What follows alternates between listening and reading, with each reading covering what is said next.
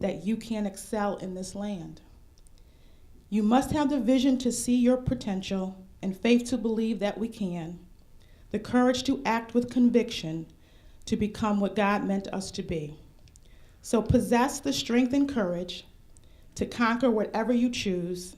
It's the person who's never gets started that is destined forever to lose. You have gotten started, and you have started all of us. So thank you for possessing the strength and courage and inspiring all of us to see not only the true potential in ourselves, but the true potential in others. And from me to you, I thank you.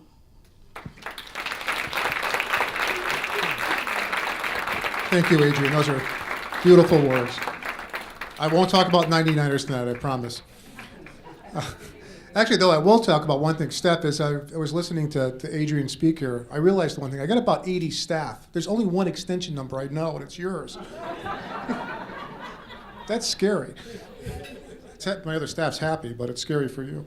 Okay, so let's see. Next on the agenda, my former board chair, Jim Lisher, again, another good friend and a great ally to career resources in the workplace and all the work that we do with ex-offenders, asked if he could come up and say a few words. And I said, of course, Jim. So, Jim, please join us.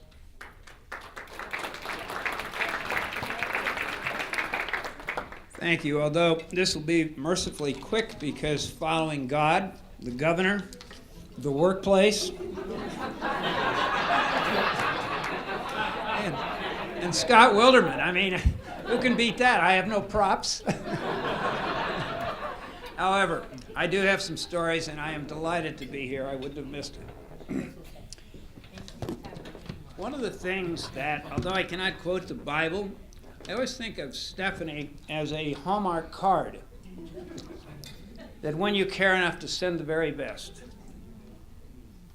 We've talked about all of the emotions and the giving and et cetera, and I thought even more appropriate in following some of these other comments.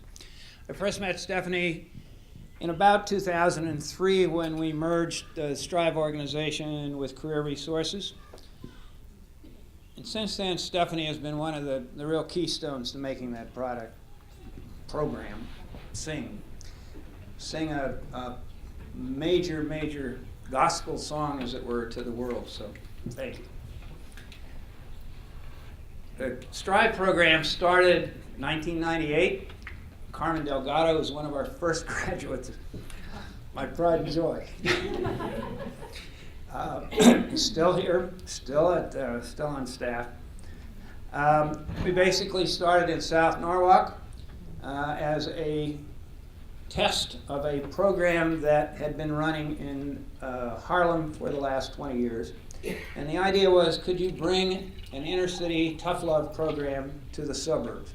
And I think 3,000 graduates later across the state, we have more than proven that. What makes that program work, however, is not the process, but the people. The people that are in this room, most of all, Stephanie.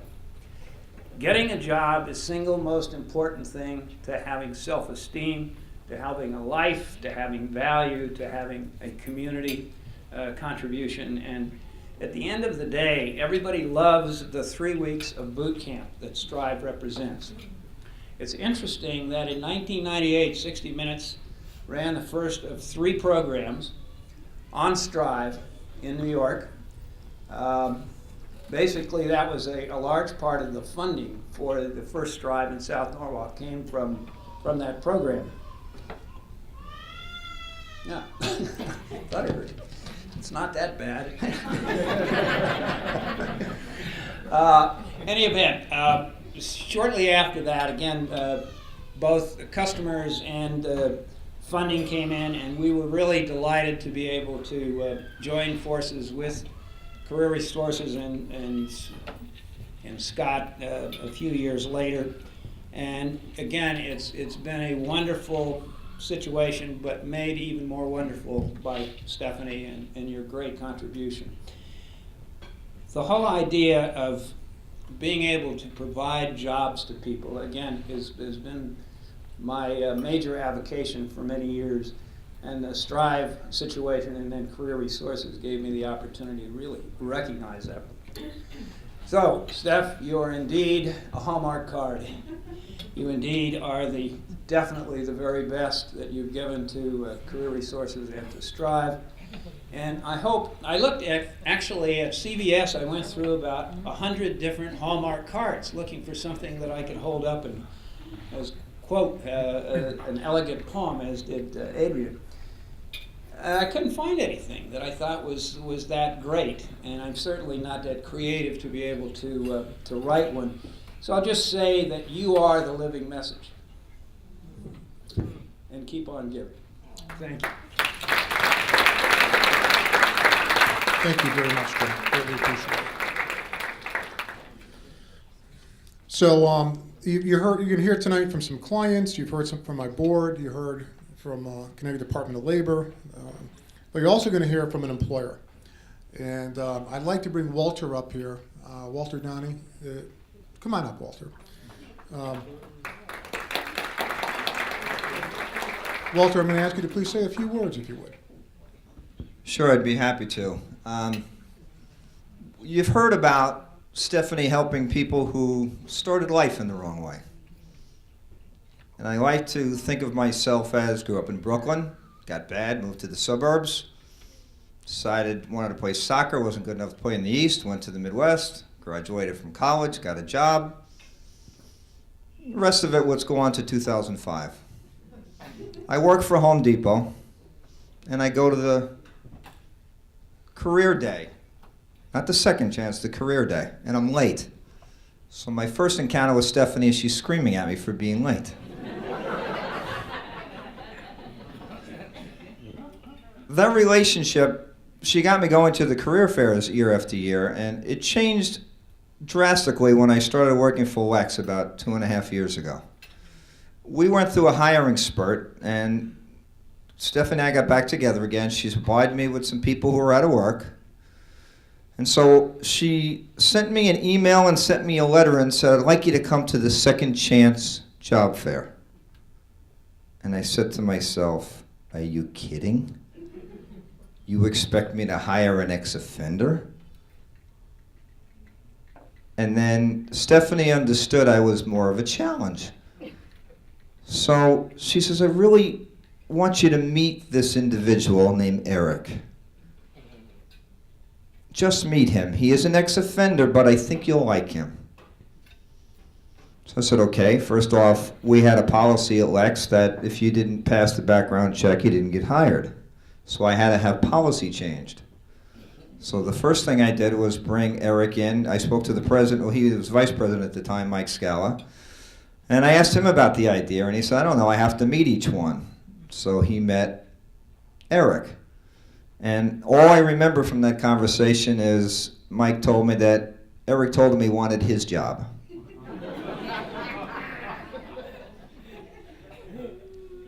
So it just continued from there. We've now hired 18 ex-offenders, I told Stephanie. She goes, but I haven't sent you 18. But to me, that's what makes Stephanie so special. She changed me. I didn't have to deal with Stephanie. She changed my view of what an ex-offender is entitled to. So 4 or 5 of them didn't come through Stephanie. I asked them about their backgrounds. They told me up front. They were nonviolent, so I brought them on. So if you think of where I was in 2005, I couldn't be on time for anything. She inspired me to the point where it's really taken off as a passion of mine to hire ex-offenders, and I've spoken around the state, and this fall I've been asked 3 other times to speak on behalf of employers hiring ex-offenders.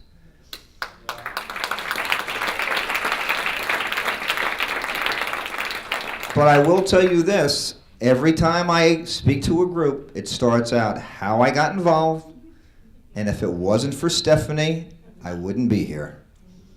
So I really want to thank Stephanie for not just helping the ex-offenders, but by making me a better person. Because you truly did that, and I thank you.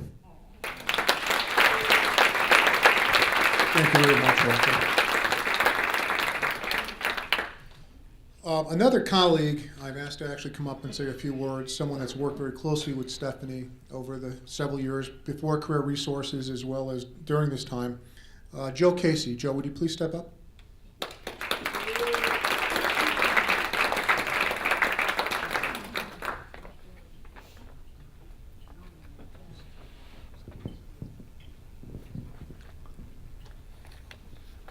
Should I tell him everything? Not everything? All right. At one time, Steph and I were called Frick and Frack. And I know some of the people in this room are the ones who called us that. I don't know if you ever knew that. Did you know that? Okay. I came prepared. Long ago, my homiletics professor told me, there's nothing wrong with using props when you speak in public. So, if I can get them out of my pocket, I'll show them. She'll recognize them right away, and I'll explain them to you later, okay? No, well, you could call him Mick. Is he Nick? There's a story behind all of these, and I think it says a lot about Stephanie. That's why I brought them along. And here's another one.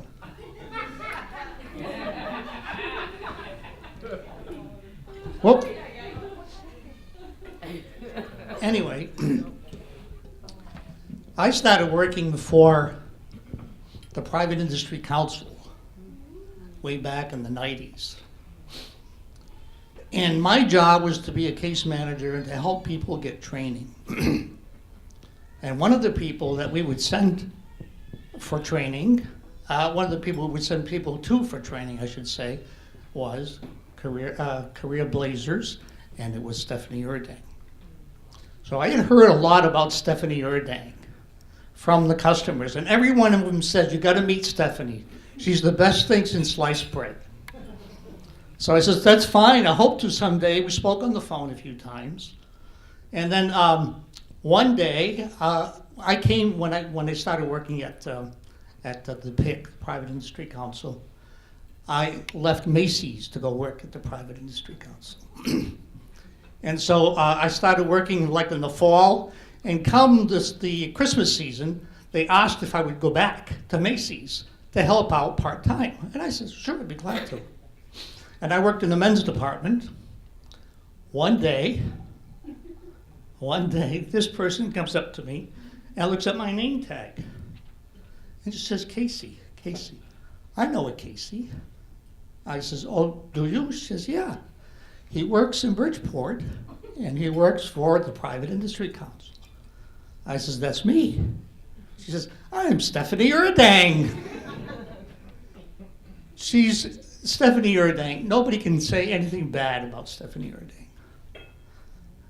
But really, I'm serious here.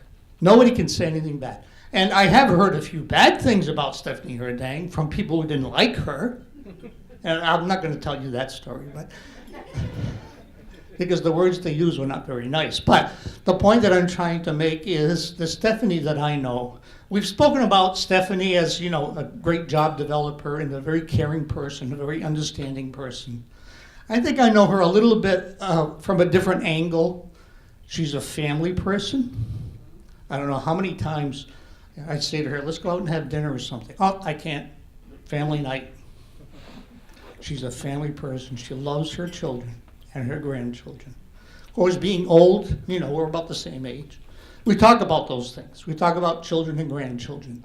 But she's always impressed me as a very caring, understanding, and loving mother and grandmother. And she's as proud of her children and her grandchildren as anybody could ever be. And I can't say enough about Stephanie with regard to that. And I think that's why, we can celebrate the person as a great job developer, as a great employee, as a very caring and loving person, but she's also a very, very parental in her approach. She's motherly. She's a Jewish mother. She just told me to say that. She said that, I didn't. But she is very Jewish motherly. We work together in different organizations as well. After the first time, oh, yeah, okay. The first time we worked together, Stephanie came after me to work with her. She was concerned that I wasn't working. I had been laid off. She was concerned. She says, Joe, we'll get you a job. She introduced me to one of her sons, I think, right? Yeah. And that didn't pan out. So anyways, she says, well, I'm working for a company called the Millennium Institute.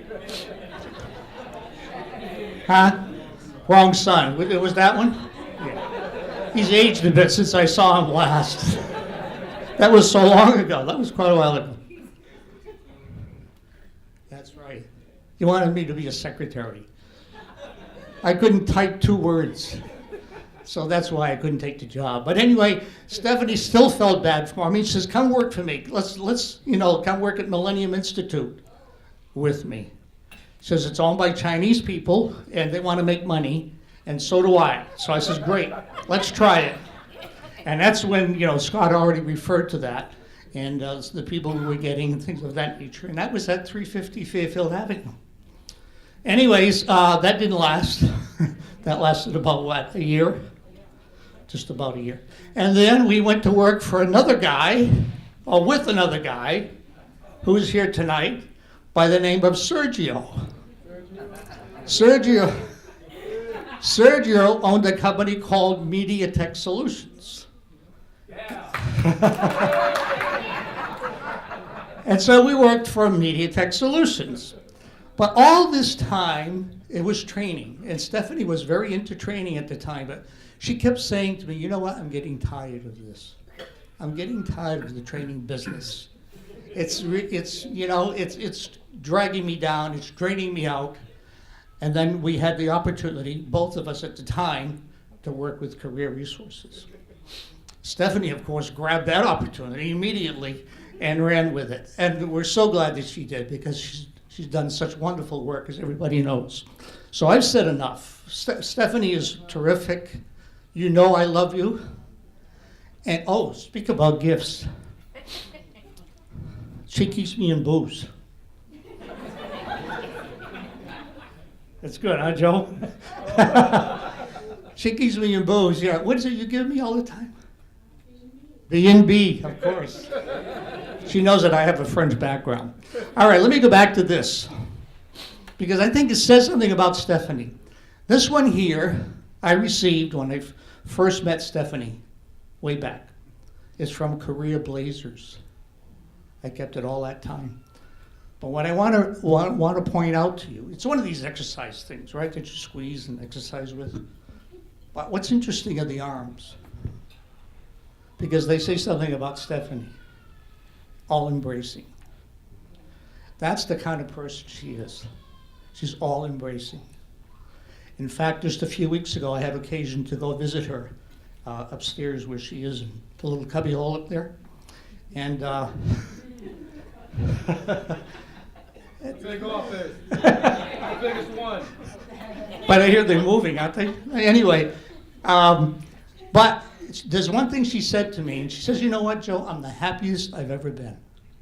She said, I've never been as happy as I am now. And she said, what makes me happy is that I see the results of what's going on, what I'm doing. And people who were very cold when I met them, now they're warm, they're understanding. And she says, in fact, she gave me an example. She didn't give me any names, so that's fine. I can talk about that, right? She gave me an example of one individual she had been working with. And we all know that. We've all met that. People who don't want to be touched or hugged or kissed. You can't get away with that with Stephanie. Even if you don't want to be hugged or kissed, she'll find a way to hug you and kiss you. Anyways, this individual apparently, is he here? Yeah, you're looking at somebody. Is he here? Okay, good. But she said, and there's one individual who finally let me kiss him. And she says, I had the opportunity, and he accepted it, and he returned it. And she says, that was the most wonderful moment of my life. And I think that says a lot about Stephanie. The other thing I have, again, see the arms? That's the kind of stuff she would give as promotions for her businesses. All encompassing. This is a telephone stand. Right. From MediaTek Solutions, yes, Sergio won. Sergio doesn't get credit for this, by the way, because she paid for it. Stephanie bought these. She wanted to promote the company. That's the kind of person she was. She says, I got to promote this school. So she would go out and buy all these crazy promotions. And she would give them out to people so that they would know about the school and about what we could do for them. And anyway, Stephanie, I just want to thank you publicly for being such a good friend, so understanding and loving and patient and kind. God bless you.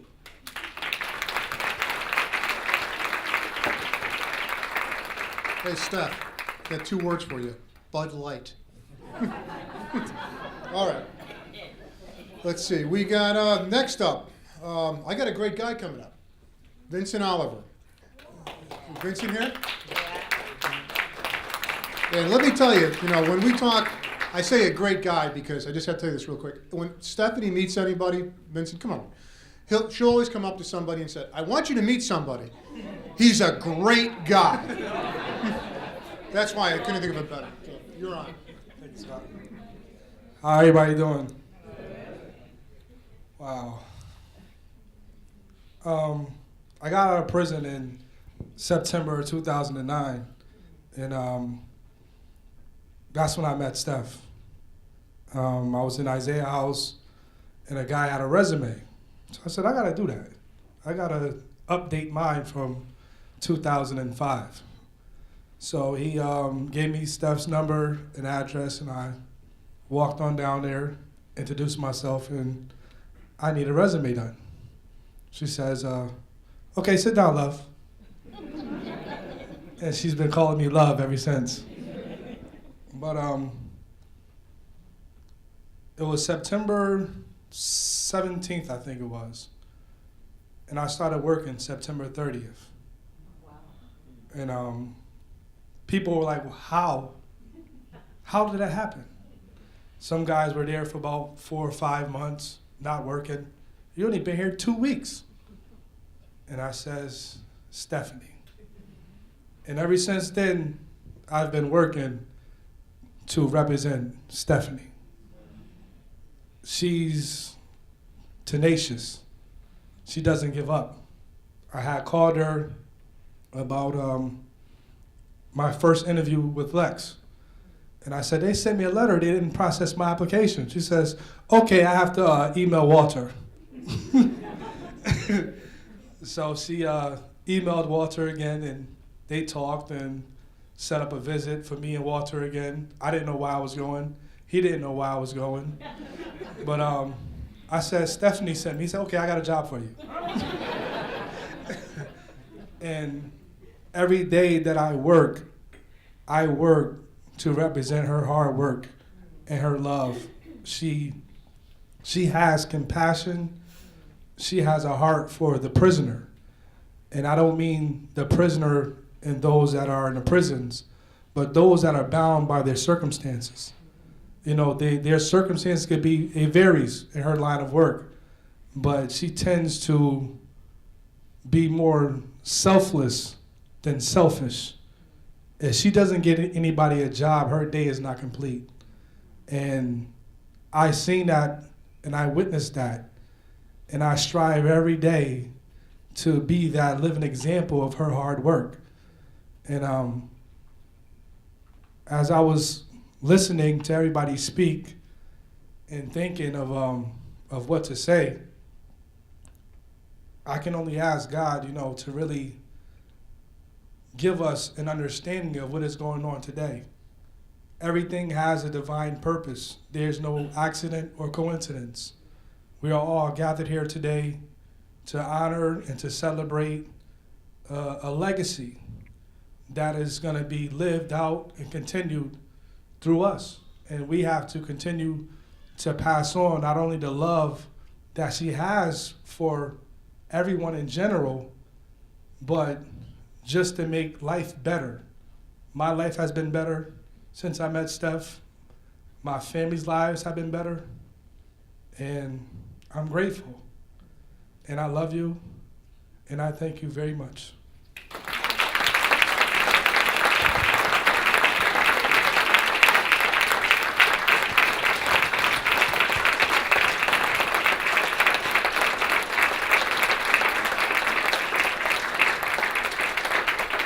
Steph, you were right. He was a great guy. Yeah. But we meet a lot of great guys, and another great one is Johnny. Where's Johnny here tonight? Come on up here, Johnny.